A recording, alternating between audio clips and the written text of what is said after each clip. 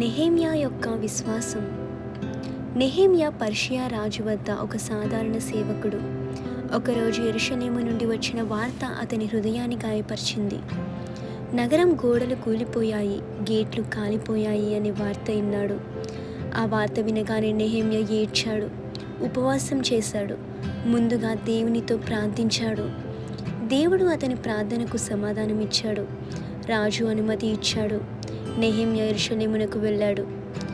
పనులు మొదలైన వెంటనే శత్రువులు వచ్చారు, అపహాస్యం చేశారు, బెదిరించారు, భయపెట్టారు. కానీ నెహెమ్యా ఇలా చెప్పాడు, మేము పని చేస్తాం, మా దేవుడు మా కోసం యుద్ధం చేస్తాడు అని. వారు ఒక్క చేత్తో గోడలు కట్టారు, మరో చేత్తో ఆయుధాలు పట్టుకున్నారు.